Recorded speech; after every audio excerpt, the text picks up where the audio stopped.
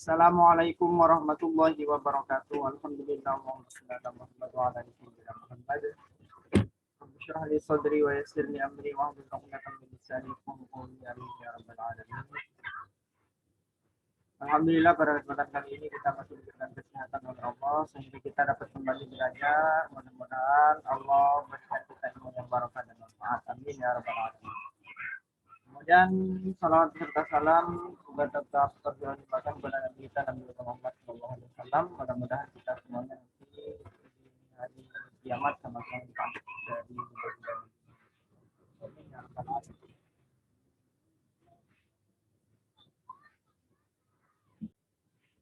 Baik, kita akan melanjutkan pada pembelajaran kedua buku tematik 4D. Silakan kalian bisa dilihat pada buku kalian masing-masing halaman 57 pembelajaran kedua. Nah, pada pembelajaran kedua ini kita akan belajar pola pada tari daerah. Di mana kita perhatikan di sini ada dua gambar tari daerah. Yang pertama ini tari kecak dari Bali. Kemudian yang kedua adalah ada tari saman dari Salam. Ini hanya sekedar contoh ya dari tari tradisional. Kita perhatikan pola dari kedua tarian ini. Perhatikan tari kecak ini dengan formasi melingkar. Lihat. Melingkar, ada lingkaran orang pertama yang paling depan. Kemudian ada lingkaran orang kedua. Nah, ini melingkar ya. Nah, lalu orang kedua melingkar di sini, orang ketiga, keempat, dan kelima. Ada 5 lingkaran. Lalu di tengah-tengahnya ada yang penarinya. Nah, ini tari kecak. Jadi disebut pola lantai, membentuk pola lantai. Perbedaannya dengan tari saman, kalau tari saman ini pola lantainya yaitu membentuk barisan ke samping atau disebut dengan pola horizontal. Ya, nyamping. Ini orang pertama, kedua, ketiga, dan seterusnya itu berjajar ke samping, bukan ke depan, ke belakang, atau bukan melingkar dan lain-lain. Nah, bentuk formasi ini melingkar ataupun horizontal baris samping itu disebut membentuk pola lantai. Kita akan pelajari ini ya. Pola lantai gerak tari ada apa aja sih pola lantai pada gerakan tari itu? Nah, kita akan pelajari bersama-sama. Silakan dibuka halaman 58. Tari merupakan perpaduan gerak tubuh yang memiliki arti. Seorang penari bergerak sesuai gerakan tari dan pola lantai gerak tari. Apakah yang dimaksud dengan pola lantai? Nah, pola lantai adalah pola denah yang dilakukan oleh seorang penari. Pergerakan dan pergeseran posisi dalam sebuah ruang untuk menari. Pola lantai merupakan salah satu teknik penguasaan panggung oleh seorang penari. Ini pengertian pola lantai. Jadi denah, pola denah. Ya. Pola lantai perlu diperhatikan dalam sebuah tarian, terutama tari kelompok. Ada beberapa macam pola lantai pada tarian, antara lain sebagai berikut. Ini macam-macamnya. Tadi yang pertama adalah pengertiannya, sekarang macam-macamnya. Yaitu yang pertama adalah pola lantai vertikal. Pada pola lantai ini penari membentuk garis vertikal. Jadi vertikal itu dari atas ke bawah atau dari bawah ke atas. Artinya lurus, yaitu garis lurus dari depan ke belakang atau sebaliknya. Jadi penari pertama ada paling depan, kemudian disusul di belakangnya, berbaris ke belakang. Itu disebut pola lantai vertikal.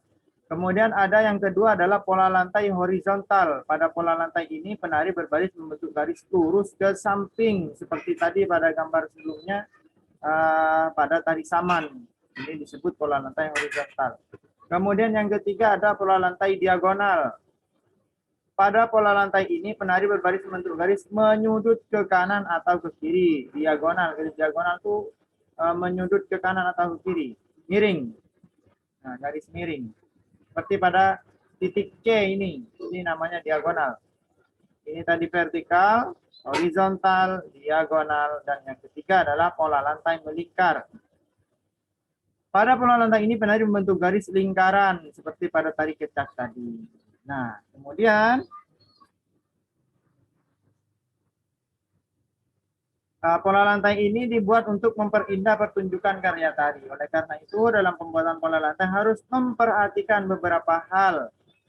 Ya, antara lain bentuk pola lantai, maksud atau makna pola lantai, jumlah penari, ruangan atau tempat pertunjukan dan gerak tari. Nah, itu perlu diperhatikan kalau membuat pola lantai. Ya. Nah, misalkan kamu mau buat pola lantai vertikal, ternyata tempatnya atau panggungnya misalkan panjang ke belakang lebih kecil daripada panjang yang ke samping, seperti itu. Justru panggungnya melebar bukan memanjang. Ya. Maka polanya jangan pakai yang vertikal, nggak pas. Yang pas yang mana? Berarti yang pas yang horizontal. Nah, kalau misalkan kamu menari di lapangan, ya bukan di atas panggung, kamu bisa menggunakan pola melingkar. Kemudian bisa juga menggunakan pola diagonal. Nah, itu bebas. Karena apa? Tempatnya luas. Nah, itu jadi memilih pola lantai saat hendak melakukan pertunjukan menari itu sangat penting.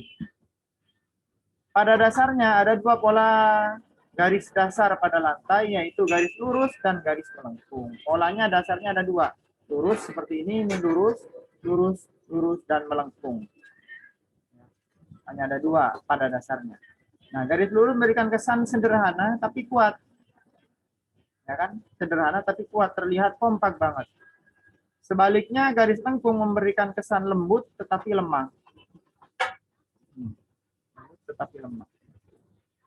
Dari bentuk pola garis lurus dapat dikembangkan berbagai pola lantai, diantaranya horizontal, diagonal, garis lurus ke depan, zigzag, segitiga, segi empat, dan segi lima. Nah, garis lurus yang diinginkan Bapak bilang A, B, C.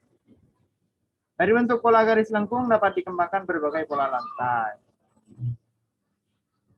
Antara lain apa aja? Nah, ini dari garis lurus ya. Perhatikan. Di antaranya yaitu ada lingkaran, angka 8, garis lengkung ke depan, dan garis lengkung ke belakang. Ini dari garis lengkung. Kalau tadi dari garis lurus ada zigzag seperti ini ya. Ada lurus, ada membentuk persegi. Nah, ini namanya dari garis lurus. Kalau garis lengkung ada seperti ini. Ini. Ya, setengah lingkaran, atau untuk angka seperti angka 8. Formasi tarian seperti ini bagus ya. Bagus kalau misalkan di sini orang-orang penari-penari itu bagus. Nah, penari bentuk zigzag seperti ini juga bagus. Berikut ini beberapa contoh pola lantai pada tari daerah. Nah, kita lebih dalam belajar pola lantai pada tari daerah yang ada di seluruh Indonesia. Yang pertama ada tari piring dari Sumatera Barat menggunakan pola lantai garis lengkung dan membentuk lingkaran. Jadi seperti ini. Kemudian tari saman dari Aceh menggunakan pola lantai garis lurus. Garis lurusnya bukan yang vertikal ya, tapi yang horizontal. Kemudian ada tari pendet dari Bali menggunakan pola lantai garis lengkung. Tari kecak juga menggunakan pola lantai garis lengkung. Tari sedati dari Aceh menggunakan pola lantai lurus. Itu ya. Kemudian yang kelima, kemudian yang keenam, tari jaipong dari Jawa Barat itu menggunakan pola lantai lurus dan pola lantai zigzag. Nah, lurus, kemudian zigzag juga ya. Kemudian ada tari tayub dari Jawa, tari gandrung, tari sasak, joget bumbung dari Bali, gareng lamen dari Flores, dan hampir semua tarian terang dari Papua menggunakan pola lantai garis lurus dan garis lengkung. Ada tari Badong dari Toraja, Sulawesi Selatan menggunakan pola lantai melengkung membentuk lingkaran. Tari Randai Sumatera Barat menggunakan pola lantai garis lengkung membentuk lingkaran. Tari Baris Gede di Bali menggunakan pola lantai lurus. Jadi ya tidak jauh-jauh lah antara ya kalau enggak menggunakan pola lantai lurus berarti lengkung. Lingkaran atau setengah lingkaran. Ini ada gambar tari Badong dan tari Randai yang memiliki pola lantai melingkar.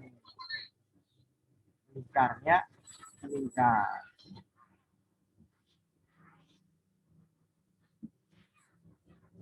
Selanjutnya kita akan belajar tentang energi listrik. Pada pembelajaran yang lalu kita sudah belajar tentang listrik dinamis dan juga listrik statis. Nah, pada pembelajaran kali ini kita akan belajar tentang listrik dinamis. Dimana kalau melihat pada gambar yang ada di buku halaman 61 ini, ada setrika, lampu, kulkas, apa ini namanya?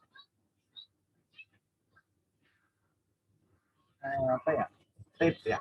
Kemudian ada kipas angin, itu semuanya bisa menyala karena ada energi listrik. Ya, karena ada energi listrik. Nah, kemudian sekarang kita akan belajar bagaimana cara kerja alat-alat rumah tangga yang ada di rumah itu sehingga bisa nyala, sehingga bisa berfungsi. Misalkan kipas bisa bergerak, bisa jadi panas, lampu bisa jadi nyala, yang bercahaya dan nah, itu cara kerjanya seperti apa? Yaitu alat-alat tersebut, peralatan tersebut dapat bekerja karena terhubung dengan listrik atau dialiri listrik yang disebut dengan listrik dinamis. Kalau kita sebelumnya sudah dijelaskan. Jadi ada perpindahan arus listrik pada peralatan tersebut, peralatan elektronik tersebut.